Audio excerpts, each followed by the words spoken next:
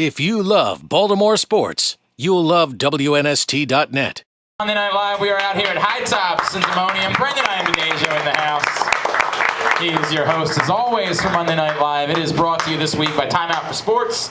Outfit your company or local sports team with the latest apparel from a one-stop shop turned to Time Out Sports. What began as a small family-owned business in 1983, Time Out Sports has grown to become the largest screen printing and embroidery facility in Maryland, located at 9716 Bel Air Road in Baltimore.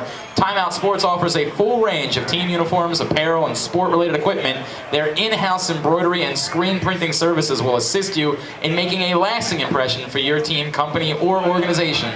Call 410-248-0068. Ask for Nancy or Adam. They will take great care of you like they did with our staff and Luke Jones' fine-looking shirt over there. Look at that lovely polo shirt right there.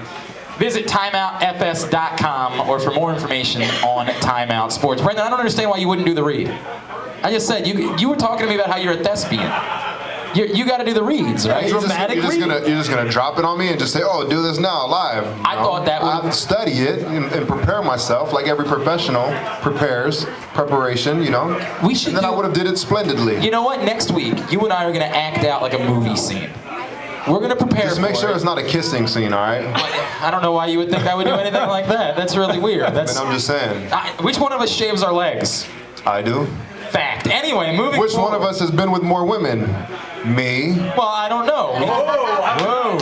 Let's compare that after we go back to commercial. Maybe I should be sitting between you guys. Yeah, or how about sometime when my girlfriend isn't sitting in the crowd? We'll talk about that further. I already know you're like the 25-year-old virgin. It's okay. He's 28, by the way. I know, because they met 3 years ago. I already understand. All right. There's children here. Let's change the topic. Seriously, what are we talking about? That's ridiculous. All right, we're talking about sports. We apologize. Yeah, really. I wanted to ask you about this. I had a lot of people say something to me. I guess you said you didn't watch the Indianapolis game at all yesterday, did you? No. All right, they were up early. They ended up losing to the Kansas City Chiefs.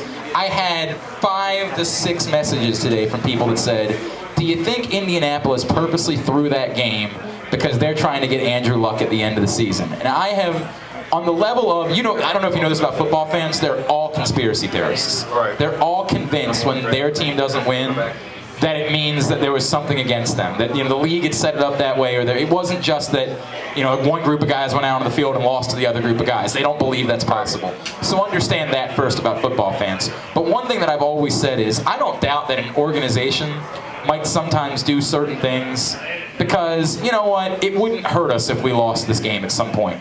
But I am certain of the fact that you cannot go to a group of 46 men and expect them to not try to win a football game. So I'm asking you to either confirm or deny my belief. I mean, there's no conspiracy there. If you look at Indy, they're a prideful organization. They've gone to playoffs 10 years in a row, and all of a sudden we're going to throw a season. So I don't think so. It's just the case of when you don't have Peyton Manning, sometimes you're going to lose football games. I mean, every team looks a whole lot better when you have ball control and you're scoring. You're doing all kinds of things. Your defense is off the field and your best players on the field leading the team, and all of a sudden he's gone. It's a completely different team. So it happens. But he'll be back. He'll be back at the end of the year or next year. But in general, football players and men, there's just no way. There's no circumstance in which you could never get me to sign up to say, I'm not going to try hard today.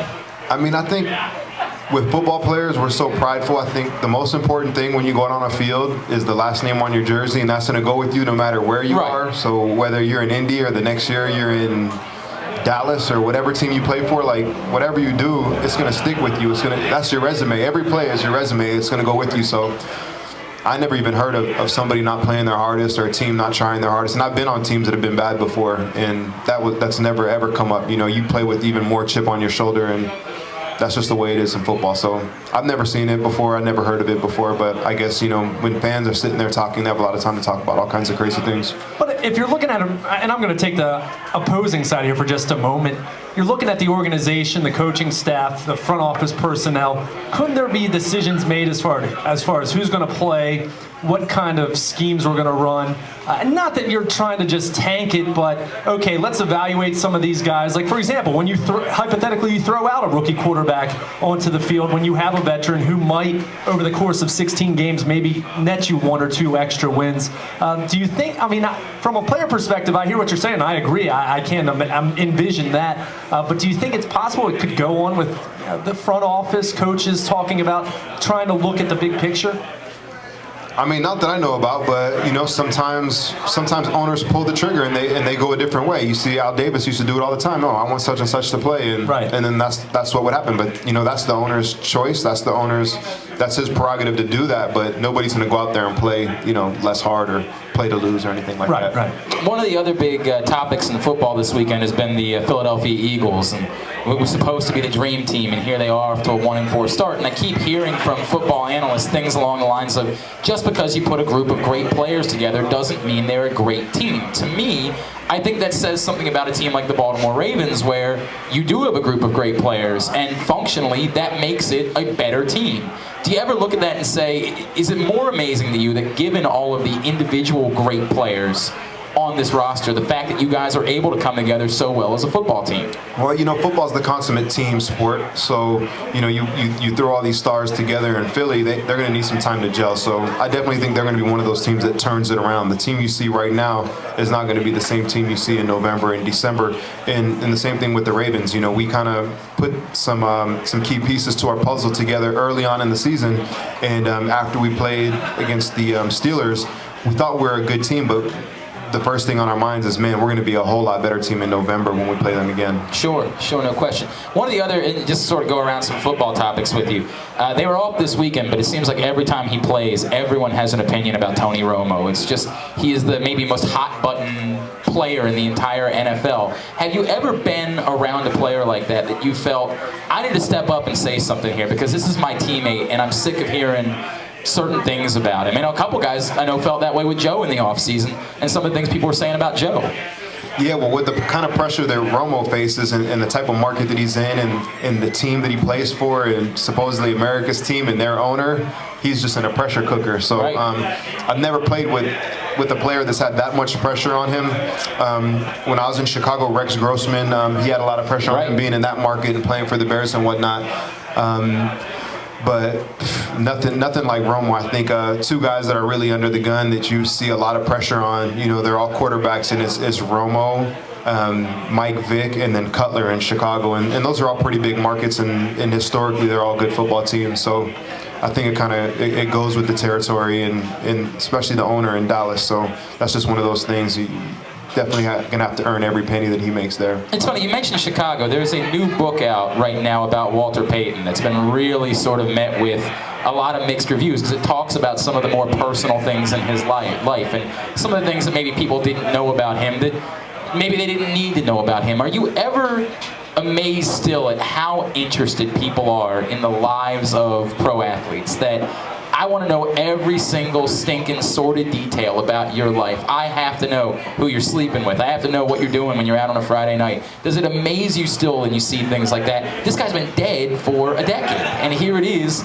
We're still interested in the things that happen in his personal life. Yeah, well, especially in this day and age, we're in the age of information and how fast people can disseminate information. You just go back when Obama did the raid on Osama bin Laden, and who broke that? It broke through Twitter, and all of a sudden it's like you can get information so fast, and there's all these crazy things, and half of them are true and half of them are false, and you don't really know what to believe. So in this day and age now, I'm not surprised. People want to know every single thing that you're doing, where you're at, and oftentimes you can just look online and you can see where people are at or what they're doing, whether it be Facebook or Twitter or just people seeing people and just posting those things out on the internet. So people just want to know as much as they can know, and there's fanatical people out there, and they want to know every single thing, whether you're a star, you're a guy in the NFL that doesn't really play that much or whatever. You hear all these kind of reports. While I was home, I heard that Michael Orr got in a car accident.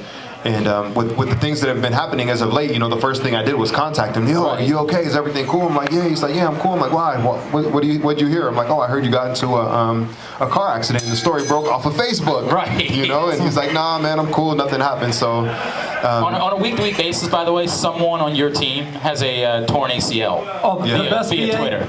If you love Baltimore sports, you'll love WNST.net.